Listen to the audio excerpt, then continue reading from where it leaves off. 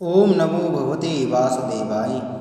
प्रिय भक्तगणों, आइए सुनते ही श्रीमद् भागवत रसामृत श्रीमद् भागवत की कथा। प्रिय भक्तगणों, आज की कथा में हम श्रवण करेंगे नारद जी की आत्मकथा। नारद जी को पूर्व जन्म के सदगुरुदेव याद आए और सदगुरुदेव के स्मरण से उनकी आंखों में आंसू आ गई। हृदय गदगद हो गया। 2 मिनट तक नारद जी बोल भी ना सके।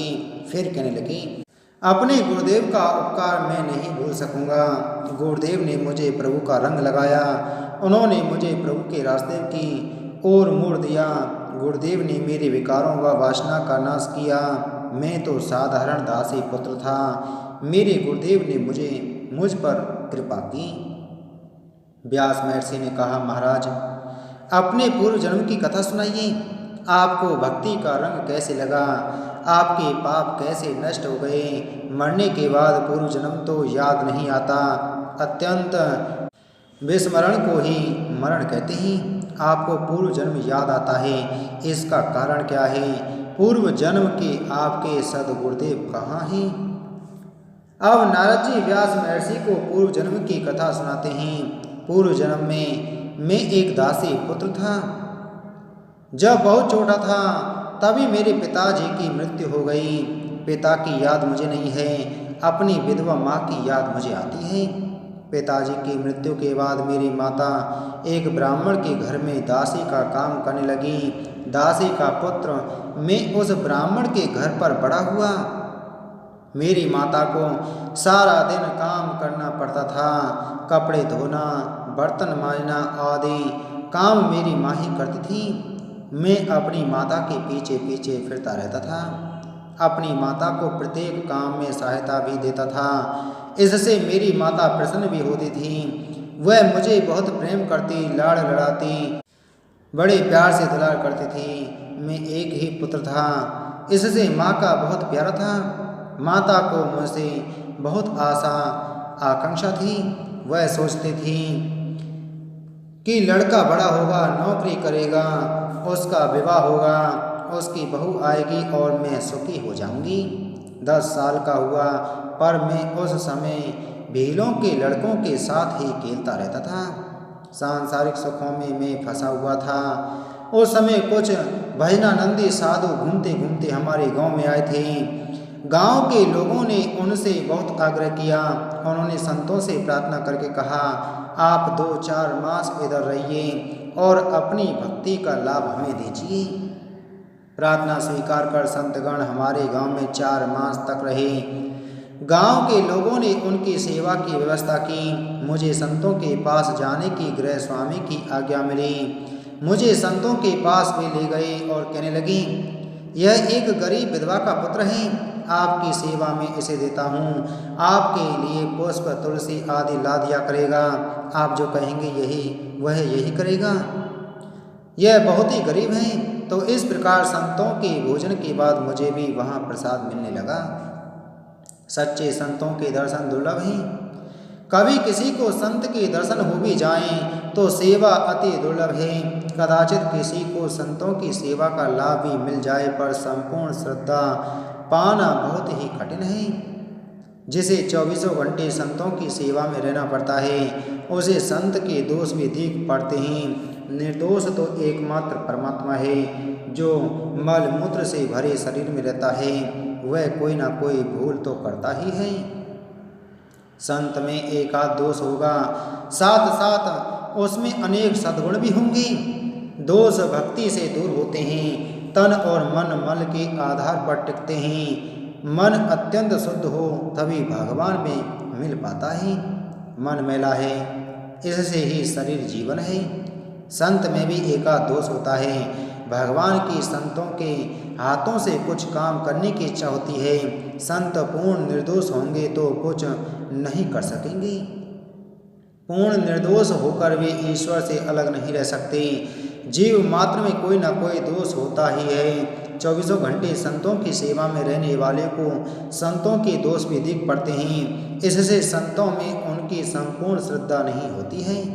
कदाचित किसी की संतों में संपूर्ण श्रद्धा भी हो जाए, फिर भी संतों के प्रति जिनकी सच्ची सहृदयता नहीं है, उन पर भक्ति का रंग नहीं चढ़ता। संत विषयानंद नहीं देते, भजनानंद देते हैं। कोई संत जब कृपा करते हैं तब ही भक्ति में आनंद आता है। संत संपत्ति देकर सुखी नहीं करते, संत सम्मति देकर बुद्धि सुधार कर सुखी करते हैं। संत विकार वासना का विनाश करके सुखी करते हैं। नारद जी कहते हैं कि बचपन से ही मुझ में 2 सद्गुण थे। बचपन से ही मेरी ऐसी आदत पड़ गई थी कि सुबह 3 साढ़े 3 बजे में जाग जाता था। मेरे गुरुदेव 4 बजे जागते थे। मेरे गुरुदेव जाग उठते तब मैं उनको साष्टांग वंदन करता था। गुरुदेव को आनंद होता था। जो सुबह जल्दी उठते हैं वे संतों को प्रिय हैं। मुझ में दूसरा सद्गुण था, मैं बहुत कम बोलता था। जो कम बोलते हैं वे संतों को प्रिय लगते हैं। अधिक बोलना संतों को नहीं भाता। मैं अपने गुरुदेव के समक्ष हाथ जोड़कर खड़ा रहता था। मुझ में विनय भाव था। दारिद्र्य में एक बड़ा सद्गुण रहता है, दारिद्र्य दैन्य लाता है। मेरे पास 1 पैसा भी नहीं है। मैं कुछ पढ़ा लिखा नहीं हूँ। मैं किस बात का अभिमान करूँ। दारिद्र्य से मिले ऐसे भावों के द्वारा अभिमान नष्ट हो जाता है। संपत्ति अपने साथ अभिमान भी लाती है। नारद जी फिर कहने लगे, महाराज मैं आपसे क्या कहूँ। एक बार मैं कथा में गया था। वहाँ कथा में मुझे बहुत आनंद आया। मेरे गुरुदेव बहुत सरस कथा कर रहे थे। बड़े बड़े ज्ञानियों को भी वे कथा में मग्न कर रहे थे और मेरे जैसे बच्चे और अज्ञानी हों तो उनका भी वे कल्याण करते थे। बहुत विवेक से, बहुत प्रेम से वे कथा कह रहे थे। सुबह से उपनिषद की, ब्रह्म ज्ञान की थोड़ी बातें करते और सायंकाल में श्री कृष्ण कथा कहते थे। मेरे गुरुदेव के इष्ट देव थे श्री बालकृष्ण लाल। गुरुदेव को बालकृष्ण का स्वरूप बहुत प्रिय था। गुरुदेव जब श्री कृष्ण का स्मरण करते तब उनकी आंखों में आंसू आ जाते, गला भर आता। उनको श्री कृष्ण कथा अति प्रिय थी। गुरुदेव बहुत प्रेम से श्री कृष्ण कथा करते। मुझे कथा में अति आनंद आता था। श्री कृष्ण की बाल लीला में प्रेम बढ़ता था। कथा चल रही थी। मधु मंगल मन सुखा सब दीन ग्वालों के बालक हैं। ये पढ़े लिखे नहीं हैं। इन बालकों के घर में संपत्ति नहीं है, पर लाला को वे बहुत प्रिय हैं। लाला गरीब ग्वालों से बहुत प्रेम करते हैं। वह कहता है, मैं तुम लोगों के समान ही ग्वाला हूँ। मैं देव नहीं हूँ, ईश्वर नहीं हूँ, यहाँ कोई महान नहीं हूँ, बड़ा नहीं हूँ। तो इस प्रकार लाला ग्वाल मित्रों से बहुत प्रेम करता है। मन सुखा बहुत दुबला पतला है। उसके शरीर की हड्डियां दिख रही थीं। लाला ने मन सुखा के कंधे पर हाथ रखकर कहा, तुम मेरे मित्र हो कि नहीं। मन सुखा ने स्वीकृति में सिर हिलाया। लाला ने कहा, तब ऐसा पतला मित्र मुझे पसंद नहीं है। मेरे मित्र को मेरे समान मोटा ताजा होना चाहिए। तुम मेरे जैसे हो जाओ। जीव ईश्वर की अनादि काल से मैत्री हैं। ईश्वर चाहता है कि सब मेरे समान हो जाएं। श्री कृष्ण की बात सुनकर मन सुखा रोने लगा।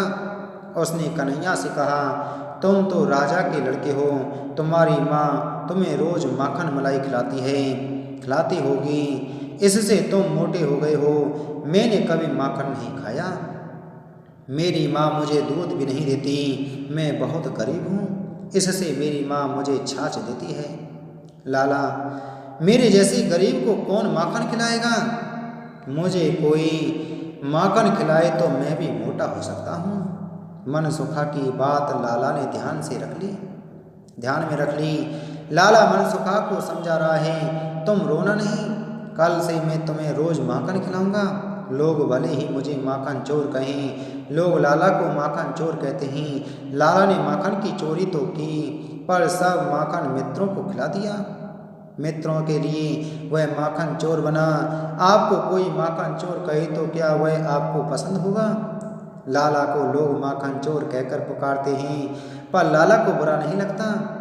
वे मित्रों के लिए ही माखन चोर कहलाए। लाला की भावना थी कि मेरे सब मित्र मेरी जैसे मोटे ताजे हष्ट पुष्ट बन जाएं। नारद जी व्यास महर्षि से कहते हैं, मेरे गुरुदेव ने लाला का ऐसा वर्णन किया। मैं बालक था, मेरे मन पर इसका बहुत प्रभाव पड़ा।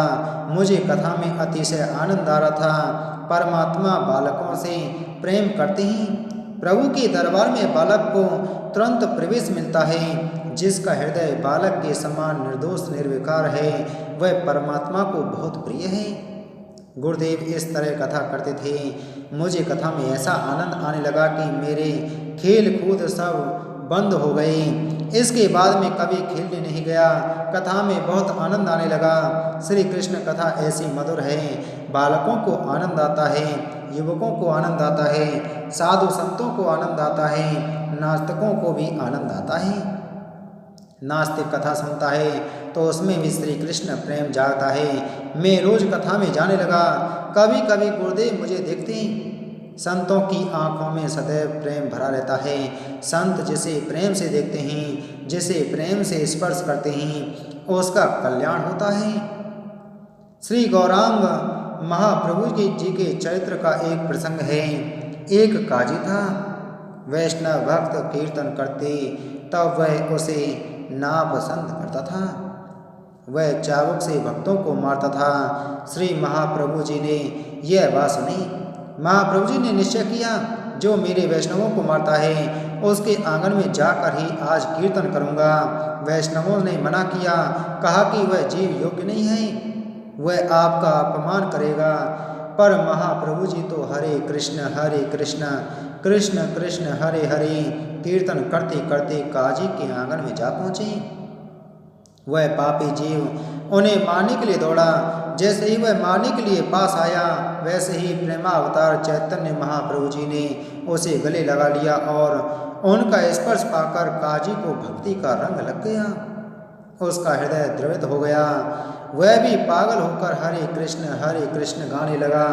संत जिसे प्रेम देते हैं उसे परमात्मा के दर्शन की दृष्टि भी देते हैं। संत जिसका स्पर्श करते हैं, जिसे देखते हैं, उसके रोम रोम से परमात्मा के नाम के जप प्रकट होते हैं। संतों के श्री अंग नाम में होते हैं। नारद जी कहते हैं, गुरुदेव कथा करते करते अनेक बार मेरी ओर देखते हैं। शायद यह सोचकर कि सुबह यह बालक जल्दी उठकर कथा में आता है, इस जीव का परमात्मा कल्याण करें। संत बुद्धि से सुधारते हैं, भक्ति का रंग लगा देते हैं। संत संसार का यानी लौकिक सुख नहीं देते। संसार का सुख तो जीव अनेक जन्मों में भोगता रहा है। संसार के सुख भोग से कहाँ शांति मिलती है। संत सच्चा सुख देते हैं, सच्चा आनंद देते हैं।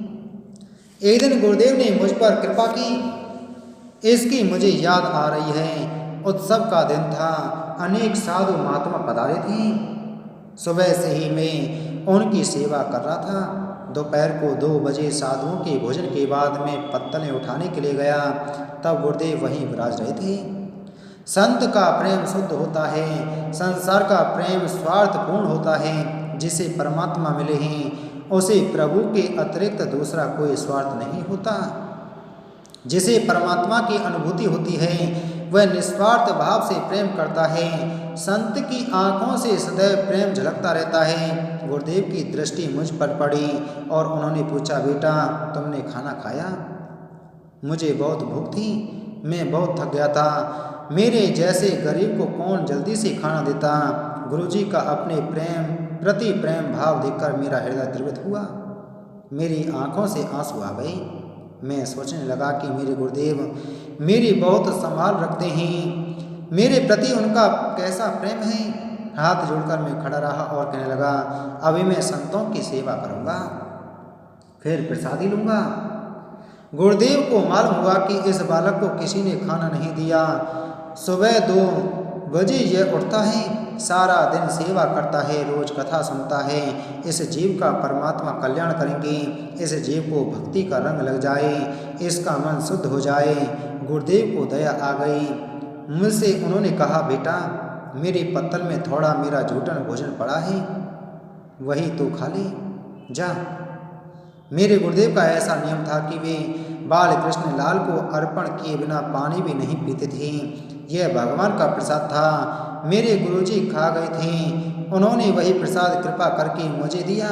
महाराज आपसे क्या कहूँ, उस प्रसाद के खाने के बाद मुझे नव जीवन मिला। मैं रोज कथा सुनता और कीर्तन करता, पर उस दिन कथा कीर्तन में मैं बहुत तन्मय हो गया। कीर्तन में मैं देवान भी भूल गया। मुझे प्रभु के स्वरूप का थोड़ा अनुभव हुआ। आनंद में आकर मैं नाचने लगा। भजन कीर्तन में बुद्धिपूर्वक बहुत नाचना अच्छा नहीं है, उसमें तन्मयता ही चाहिए। तन्मयता में ही हृदय द्रवित होता है। परमात्मा का स्वरूप दिखाई दे तो भीतर का आनंद मिलता है। तब मालूम नहीं पड़ता कि शरीर नाच रहा है। तन्मयता में अति आनंद में शरीर नाचता है। उस दिन कीर्तन में मैं नाच रहा था। 4 महीनों तक मैंने निरंतर सेवा की, कृष्ण कथा सुनी। धीरे धीरे प्रभु में प्रेम जागा। प्रेम जागने पर ही पाप नष्ट होते हैं। प्रेम के बिना कोई जीव नहीं रह सकता। जीव जगत से प्रेम करता है, परमात्मा से प्रेम नहीं करता। गुरुदेव ने ऐसी कृपा की कि मुझे भजन कीर्तन में तन्मयता आने लगी, आनंद आने लगा। 4 मास के बाद जब मेरे गुरुजी जाने की तैयारी करने लगे, तब मुझे बहुत दुख हुआ। दुर्जन का संग बहुत दुख देता है और संत का वियोग बहुत दुख देता है। मेरे गुरुदेव एकांत में विराज रहे थे।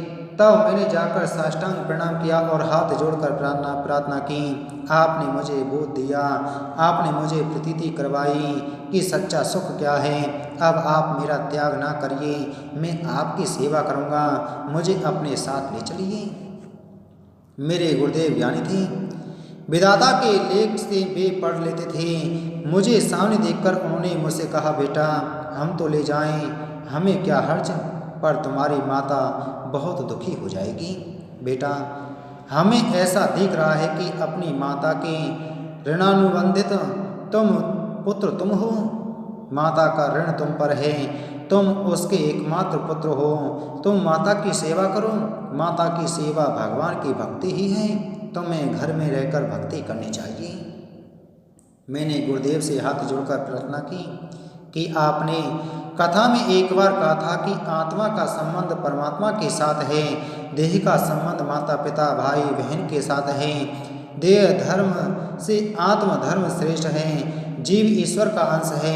आपने कथा में एक बार समझाया था कि जब देह धर्म और आत्म धर्म के मध्य विरोध खड़ा होता है, तब महापुरुष देह धर्म को गौण मानते हैं तथा आत्म धर्म को मुख्य मानते हैं। आत्मा का धर्म है परमात्मा के प्रति प्रेम रखना। कैकेयी की आज्ञा थी कि भरत सिंहासन पर बैठे और भरत का राज्याभिषेक हो, भरत राजा हो। भरत जी ने माता की आज्ञा का पालन नहीं किया।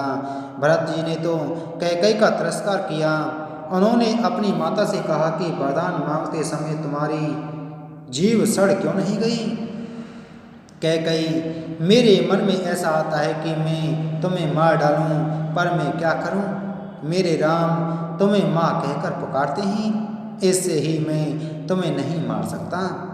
इस प्रकार भरत जी ने कैकेयी की आज्ञा का पालन नहीं किया। प्रहलाद जी ने तो पिता की आज्ञा का पालन नहीं किया। हिरण्यकशिपु का दुराग्रह था कि प्रहलाद भगवान की भक्ति नहीं करेगा। वास्तव में जीव का ईश्वर के साथ का संबंध सच्चा है, जगत के साथ संबंध झूठा है। भक्ति में जो साथ देते हैं वही हैं सच्चे गुरु। प्रेम से समझाकर पाप करते हुए रोकते हैं, प्रभु की ओर जो मोड़ देते हैं सच्चे गुरु। संसार सुख में फंसा कर रखते हैं, वे वैरी हैं। आपने जो जो कथा में कहा है वह सब मैंने ध्यान में रखा है। मेरी माता मेरी भक्ति में बहुत विघ्न डालती है। मैं आपकी कथा सुनाता हूँ, वह भी उसे पसंद नहीं है। कहती है अभी से जप कर रहा है, कथा सुन रहा है, तुम विद्या का अभ्यास करो। अभ्यास करोगे तो परीक्षा पास करोगे और परीक्षा पास करोगे तो नौकरी मिलेगी। नौकरी मिलेगी तो बहू आएगी, संतान होगी, इसमें ही मजा है। गुरुदेव, रास्ता चलने वाले भी वंश वृद्धि करते हैं। सच्चा आनंद कहाँ है वह मेरी माता नहीं जानती। सच्चा आनंद कहाँ है आपने ही मुझे समझाया है, आपने ही मुझे सन्मार्ग दिखाया है। मेरी माता की इच्छा है कि मेरा विवाह हो, मेरी संतान हो। माता का संग मुझे पसंद नहीं है। आपने कथा में कहा था कि भक्ति में विघ्न कर देने वालों को छोड़ देना चाहिए। मीराबाई को लोगों ने बहुत त्रस्त किया। सहने की भी सीमा होती है। मीराबाई ने बहुत सहन किया, एक बार बहुत व्याकुल हो गई। तब चित्रकूट में तुलसीदास जी महाराज को उन्होंने पत्र लिखा। आशय था कि मैं 3 वर्ष की थी, तब से गिरधर गोपाल के प्रति अनुरक्त हूँ। मेरी इच्छा न होने पर मेरा विवाह हुआ। मैं एक राजा की रानी हूँ। राजमहल का विलासी जीवन मुझे पसंद नहीं है। मैं पति को परमात्मा मानती हूँ, व्यवहार की मर्यादा से भक्ति करती हूँ, फिर भी लोगों से त्रास पाती हूँ। मैं क्या करूँ? तुलसीदास जी महाराज ने उत्तर दिया, बेटी, स्वर्ण की परख कसौटी पर होती है, पीतल की कसौटी पर नहीं होती। मन को समझाना कि कन्हैया तुम्हें कसौटी पर परख रहा है। धैर्य धारण कर लो। जिन्हें श्री सीताराम प्रिय नहीं लगते, जिन्हें श्री कृष्ण से प्रेम नहीं है, उसे दूर से ही बंधन करो।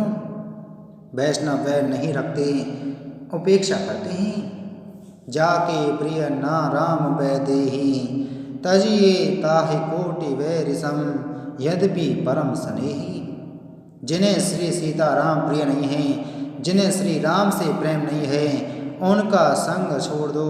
मीराबाई ने पत्र लिखा। उन्होंने मेवाड़ छोड़ दिया। वे श्रीधाम वृंदावन में जाकर रहने लग गईं। इतिहास कहता है कि मीराबाई के मेवाड़ त्याग के बाद मेवाड़ बहुत दुखी हुआ। यवनों का मेवाड़ पर आक्रमण हुआ। मीराबाई विराजमान थीं, तब देश सुखी था। जिसे प्रभु से प्रेम नहीं है, उसे दूर से बंधन कीजिए। मेरी माता को मेरी कथा सुनना, भक्ति करना पसंद नहीं है। माता का संग छोड़कर मैं आपकी सेवा में आना चाहता हूँ। पर गुरुदेव कहने लगे, बेटा, यही रहना उचित है। चाहे जैसी भी हो, वह तेरी माता है। उसने तुम्हें 280 दिनों तक पेट में रखा है।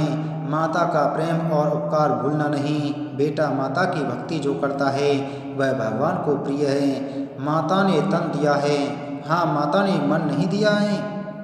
मन से भगवान की भक्ति करना और तन से माता की भक्ति करना। घर के लोगों को तेरे मन की जरूरत नहीं है। घर के लोग तो तन मांगते हैं, भगवान को तन की जरूरत नहीं है, धन की भी जरूरत नहीं है। भगवान तुम्हारा मन मांगते हैं। मैंने अपने गुरुदेव से पूछा, मन से भगवान की भक्ति करने के लिए मुझे क्या करना चाहिए? गुरुदेव ने कहा, बेटा, आज से ऐसी भावना रखना कि मैं नंद बाबा के घर का एक साधारण नौकर हूँ।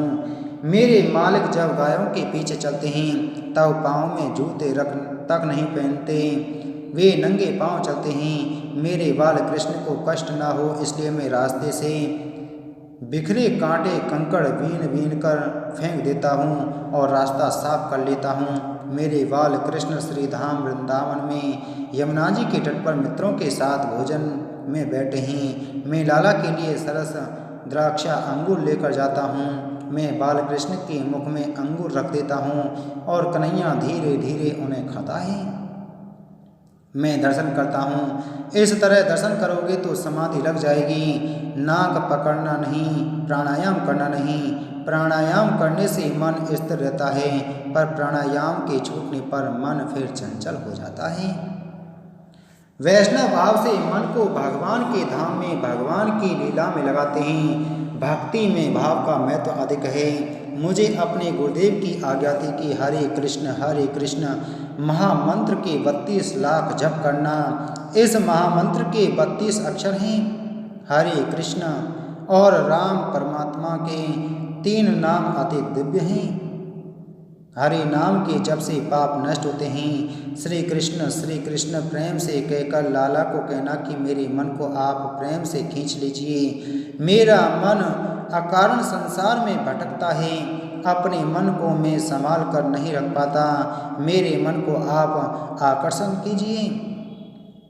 नमो भगवते तुभ्यं वासुदेवाय धीमहि प्रद्युम्नाय रुद्राय नमः संकर्षणाय च। श्री कृष्ण की आकर्षण शक्ति दिव्य है। श्री कृष्ण प्रेम से बोलिए। लाला की प्रेम पूर्वक प्रार्थना कीजिए। इस प्रकार धीरे धीरे भगवान आपके मन को खींच लेंगे। भगवान जिसके मन को आकर्षित करते हैं उसे राम मिलते हैं। राम अर्थात आनंद मिलता है। इस महामंत्र के 32 लाख जप कीजिए। नारद जी गुरुदेव से कहते हैं, महाराज, मैं पढ़ा लिखा नहीं हूँ, जप को गिनना मुझे नहीं आता। गुरुदेव ने कहा, बेटा जप करना तुम्हारा काम है, गिनना भगवान का काम है। जो बहुत प्रेम से भगवान के नाम के जप करता है, परमात्मा का स्मरण करता है, श्री बाल कृष्ण लाल उसके पीछे पीछे चलते हैं। लाला ब्रह्मा आदि देवों को आज्ञा करते हैं, इस जगत की उत्पत्ति कीजिए, एक एक का विनाश कीजिए। उत्पत्ति और विनाश ये दो काम ब्रह्मा आदि करते हैं। श्री बाल कृष्ण लाल तो वैष्णवों के साथ खेलते हैं, वैष्णवों से लाला को बहुत प्रेम है, भक्त के पीछे पीछे चलने की लाला को आदत है। आप बहुत तप कीजिए, गिनना नहीं कि कितना तप जप किया है। गिनने से यह कहने का मन होगा कि मैंने 1 करोड़ जप किए हैं। आज तक कितना खाया इसे मानव भूल जाता है, कितने जप किए इसे मानव नहीं भूलता। एक भाई हमसे कह रहे थे कि महाराज मैंने 3 करोड़ जप किए, अब पूर्ण आहुति करने का विचार है। पूर्ण आहुति में मुझे क्या करना चाहिए? कोई ऐसा नहीं पूछने आता कि कई वर्षों से मैं दाल भात खाता हूँ, अब मुझे दाल भात की पूर्ण आहुति करनी है। अरे भोजन की पूर्ण आहुति नहीं है तो भजन की पूर्ण आहुति कैसी? जीवन की अंतिम सांस तक प्रभु के नाम के जप करने ही। नारद जी ने कहा कि मेरे गुरुदेव ने मुझे आज्ञा की कि 32 लाख नाम जप करना। तुम्हें अनुभव होगा, जप होने के बाद तुम्हारा नया जीवन प्रारंभ होगा। भगवान कैसी लीला कर रहे हैं इसे कोई नहीं समझ सकता। कदाचित तुम्हारी माता की बुद्धि में सुधार हो जाएगा, कदाचित भगवान माता को अपने पास ले जाएं। बेटा माँ को पसंद है वैसा ही करना, माँ को पसंद हो वैसा ही बोलना, माता को मान देना, माता को वंदन करना। माता के आशीर्वाद से भक्ति में जरा भी विघ्न नहीं आएंगे। मेरे गुरुदेव ने मुझे ऐसा उपदेश दिया। फिर गुरुदेव पधार गए। गुरुदेव के वियोग में मुझे बहुत दुख हुआ। मुझ पर वे कैसा प्रेम रखते थे। पूर्व जन्म के गुरुदेव के स्मरण से नारद जी की आंखों में आंसू आ गए। कहने लगे कि मुझे कोई सम्मान नहीं देता है। तब गुरुदेव को याद आती है, यह सब उनकी कृपा का ही फल है। अपने गुरुदेव के उपदेश की स्मरण करके मैं 12 वर्षों तक घर में रहा। तन से मैंने माता की भक्ति की, मन से मैं वृंदावन में रहता था। मंत्र से जप करते हुए मैंने श्री कृष्ण की भक्ति की, सेवा की। 32 लाख जप हो जाने के बाद प्रभु को दया आ गई। एक दिन ऐसा हुआ कि माता संध्या समय पर दूध दुहने आई। वहाँ गौशाला में अंधकार था। माता का पांव सर्प पर पड़ गया, सर्पदंश हुआ, माता का मरण हुआ। माता की मृत्यु से मैं बहुत दुखी नहीं हुआ। प्रभु ने जो कुछ किया अच्छा ही किया। मैंने इसे परमात्मा का अनुग्रह माना। अनुग्रहम मन्यमानम। आसक्ति का एक तंतु था, वह भगवान ने तोड़ दिया। अब मैं भगवान का हुआ। सोचने लगा कि भगवान के सिवाय मेरा कोई नहीं है। उसी के आनंद में मैं मग्न रहने लगा। घर में जो कुछ था मैंने माँ के अंतिम संस्कार के लिए ऊपर खर्च कर दिया। एक वस्त्र के साथ मैंने घर छोड़ दिया। अपने गुरुदेव से कथा में मैंने सुना था कि मेरे प्रभु नास्तिक का भी पोषण करते हैं। तब मैं तो प्रभु का हूँ। पशु पक्षी भी खाने की चिंता नहीं करते, पशु संग्रह नहीं करते, वे प्रभु में विश्वास रखते हैं। जिस परमात्मा ने आज भोजन दिया है वे कल भी देंगे। एक मानव ही खाने की बहुत चिंता करता है। मुझे अपने प्रभु में विश्वास है। जप करने का मेरा विश्वास इतना दृढ़ था कि रास्ते में चलते चलते भी मैं जप करता। बातें करते समय में भीतर चल रही जप की अखंड धारा टूटती नहीं थी। स्वप्न में भी मैंने प्रभु के नाम का जप करता रहता था।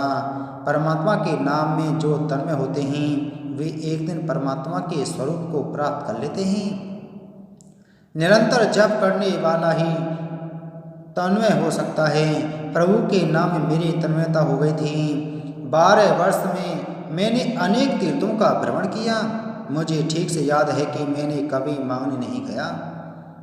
फिर भी परमात्मा की ऐसी कृपा थी कि मैं एक दिन भी भूखा नहीं रहा। मुझे भूख लगती तब प्रभु किसी को प्रेरणा देते और मुझे बिना मांगे खाना मिलता था। एक बार घूमते घूमते मैं गंगा तट पर पहुंचा। गंगा जी को वंदन करके गंगा जी में स्नान किया। गंगा तट पर वृक्ष के नीचे बैठकर मैं जप करने लग गया। मेरा मन अब पवित्र हो गया था। पवित्र मन से परमात्मा के दर्शन की इच्छा जागृत हुई। मानव का मन मेला है, इससे प्रभु दर्शन की इच्छा जागृत नहीं होती। मेरा मन शुद्ध हो गया था। भावना से मैं अनेक बार श्री कृष्ण के दर्शन कर सका था। आओ मेरे मन में भाव जागा कि परमात्मा मुझे प्रत्यक्ष दर्शन दें। और उसी समय मुझे सुंदर प्रकाश दिखाई दिया जिसका रंग नीला था। मैंने तेज देखा, मुझे आनंद मिला। मेरी दृष्टि तेजोमयी थी। हरे कृष्ण के महामंत्र का जप चल रहा था। उसी समय प्रकाश में से परमात्मा का स्वरूप प्रकट हुआ। मेरे इष्ट देव 5 वर्ष के श्री बाल कृष्ण लाल प्रकट हुए। लाला का स्वरूप मुझे बहुत प्रिय था। यशोदा माता ने लाला को सुंदर पीताम्बर पहनाया था। कमर पर करधनी धारण की है, कानों में कुंडल हैं, नाक में मोती है, भाल प्रदेश में तिलक हैं, रेशम के बाल हैं, मोर मुकुट शोभित है, हाथ में बांसुरी है, अधर पर मधुर स्मित है, आँखों में प्रेम भरा है। बाल कृष्ण लाल मुझे प्रेम से देख रहे हैं। मुझे उस समय के दर्शन से जो आनंद मिला उसका वर्णन करना असंभव है। सरस्वती के पास भी शब्द नहीं होंगे, ऐसा अकथनीय आनंद मुझे मिला। मेरे मन में ऐसा भाव जागा कि मैं दौड़कर जाऊं, उनके चरणों में शरण लूं। वे मेरे मालिक हैं, मैं उनका एक तुच्छ दास हूँ। ऐसा भाव दृढ़ हुआ। मालिक अति उदार है, अति प्रेम से भरे हैं। मैं चरणों में बंधन करूँगा। मेरे स्वामी मस्तक पर हाथ रखेंगे। मैं बंधन करने दौड़ा पर उसी समय भगवान अंतर्ध्यान हो गए। जिस स्थान पर मुझे प्रभु के दर्शन हुए मैंने उसे प्रभु का नाम धाम मान लिया। यह गंगा तट था। मैंने संकल्प किया कि अब मुझे इस स्थान को छोड़ना नहीं है। मैं यहीं रहा। महाराज, आपसे क्या कहूँ, अपनी मृत्यु के 6 मास पहले ही मैंने अनुभव किया कि शरीर से आत्मा भिन्न है। यह शरीर जो है वह मैं नहीं हूँ। मेरी जड़ चेतना की गांठ खुल गई थी। शरीर जड़ है, आत्मा चेतन है, इन दोनों की गांठ लगी थी। वेदांत कहता है कि यह झूठी है। झूठ होने पर भी सबको रुलाती है, बहुत त्रस्त करती है, झूठे स्वप्न की तरह दुख देती है। परमात्मा से अतिशय प्रेम करें तब ही यह गांठ खुलती है। परमात्मा से जब तक अतिशय प्रेम नहीं होगा तब तक हृदय की ज्वाला शांत नहीं होगी। मृत्यु के 6 मास पहले की यह गांठ छूट गई है, ऐसा मुझे अनुभव हुआ। आप कितनी भी यात्राएं कीजिए, यह गांठ नहीं छूटेगी। आप यज्ञ करिए, मंदिर का जीर्णोद्धार करिए, गरीबों को भोजन दीजिए, इन सत्कर्मों से पुण्य बढ़ेगा पर गांठ छूटेगी नहीं। अत्यधिक भक्ति से ही जड़ चेतन की यह गांठ छूटती है। मैंने जो भक्ति की उसका फल मुझे मिला, यही मैंने अंतकाल में अनुभव किया। मृत्यु के समय मुझे जरा भी दुख नहीं हुआ, जरा भी कष्ट नहीं हुआ। अपने श्री कृष्ण के ध्यान में मैंने शरीर छोड़ दिया। माखन में बाल होता है तो बाल निकालने में जरा भी कष्ट नहीं होता, पर सूखे हुए गोबर के उपले में बाल निकालने में बहुत कष्ट होता है। उसी तरह संतों को शरीर छोड़ने में जरा भी दुख नहीं सहना पड़ता, पर जिसका मन संसार के विषयों में रमा है उसे शरीर छोड़ने में बहुत दुख होता है। उसे शरीर छोड़ना पसंद नहीं है, पर फिर भी यमदूत उसे शरीर में नहीं रहने देते। जीव को धक्के मार कर वे शरीर से बाहर निकाल देते हैं। तो इस प्रकार शरीर छोड़कर मैं ब्रह्मलोक में गया और ब्रह्मा जी के यहाँ नारद जी के रूप में जन्म हुआ। पूर्व जन्म के कर्म का फल मुझे इस जन्म में मिला। पूर्व जन्म में निरंतर भजन किया था, इससे इस जन्म में मेरा मन परमात्मा में स्थिर हुआ है। मेरा मन अब संसार की ओर नहीं जाता, आकर्षित नहीं होता। एक बार घूमते घूमते मैं श्रीधाम वैकुंठ में गया, जहाँ स्वर्ण सिंहासन पर लक्ष्मी जी के साथ भगवान नारायण विराजमान रहते हैं। जहाँ स्वर्ण के सींगों वाली गाय है वहाँ रजोगुण को प्रवेश ही नहीं मिलता। वहाँ शुद्ध सत्व गुण है तथा वहाँ नित्य लीला है। वैकुंठ में मात्र आनंद ही आनंद है। वैकुंठ में काल को प्रवेश नहीं मिलता। वहाँ लक्ष्मी नारायण के दर्शन से मुझे अतिशय आनंद मिला। दर्शन करते हुए मैंने प्रेम से कीर्तन गान किया। प्रभु बहुत प्रसन्न हुए। प्रभु ने मुझे और कुछ नहीं दिया, केवल यह तंबूरा दिया और कहा, ऐसे हाथ में रखा करो और मेरे नाम का कीर्तन किया करो। जहाँ तुम मेरे नाम का कीर्तन करोगे वहीं मैं लक्ष्मी जी को साथ लेकर आऊँगा। मेरी कथा में कीर्तन में परमात्मा को बहुत आनंद आता है। प्रभु ने मुझे कहा, बेटा ऐसी कथा ऐसा कीर्तन किया करो कि जिसे सुनकर जीव मेरे चरणों में आ जाएं। जो जीव मुझसे जुदा हो गया है, माया के प्रवाह में जो बह गया है, संसार में भटक कर रहा है, ऐसे जीव को मेरे सम्मुख ले आओ। मुझे भगवान ने ऐसी आज्ञा दी है। माया के प्रवाह में बहने वाले जीव को मैं परमात्मा के समक्ष ले जाता हूँ। प्रभु की मुझ पर बहुत कृपा है। महाराज आप ऐसी कथा कीजिए कि कथा सुनने वालों को कन्हैया प्रिय लगने लगे, उनका प्रभु में प्रेम जागृत हो जाए, कथा सुनने वालों के पाप जल जाएं, उनका जीवन सुधर जाए। व्यास महर्षि ने नारद जी से कहा कि आप अब कथा कीजिए और मैं लिख लूँ। नारद जी ने कहा, महाराज आपको कथा कौन सुनाएगा, आप तो सब कुछ जानते हैं। अब समाधि में बैठिए और समाधि में जो कुछ दिखाई दे वही बोलिए। इस प्रकार नारायण नारायण कीर्तन करते हुए नारद जी ब्रह्मलोक में पधार गए। अब व्यास महर्षि ने पवित्र गंगा जल का आचमन किया। व्यास जी प्रणाम कर रहे हैं, उनको दिव्य प्रकाश दिखाई पड़ा और समाधि लग गई। प्रकाश में श्रीधाम वृंदावन के दर्शन हुए। नंद बाबा का राजमहल दिखाई दिया। यशोदा माता की गोद में बाल कृष्ण खेल रहे हैं। उंगली पर गिरिराज गोवर्धन उन्होंने धारण किया। व्यास जी को रास के दर्शन हुए। एक एक बाल लीला के दर्शन हुए। समाधि में जो दिखाई दिया वही व्यास महर्षि कहते हैं। अन्य पुराणों में व्यास जी की लौकिकी भाषा है, भागवत में समाधि भाषा है। आँख को झूठ भी दिखाई देता है, जो आँख को दिखाई दे वह सत्य नहीं होता। जादूगर के जादू में से रुपए का ढेर दिखाई देता है, आँख को रुपयों का ढेर दिखाई देता है, पर वहाँ तो मिट्टी होती है। वे अगर सच्चे रुपए होते तो जादूगर भीख क्यों मांगता। आँख को झूठ दिखाई देता है। आँखें बंद करके परमात्मा का ध्यान करते हुए समाधि में सत्य वस्तुओं का साक्षात्कार होता है। समाधि में जो दिख पड़ता है वह सत्य है। प्रिय भक्तगणों, इसी के साथ में आज के हमारी श्री भागवत रसामृत श्रीमद् भागवत की कथा संपूर्ण हुई। कल की कथा में हम श्रवण करेंगे अधिकारी, वक्ता और श्रोता। बोल श्री कृष्णचंद्र भगवान की जय।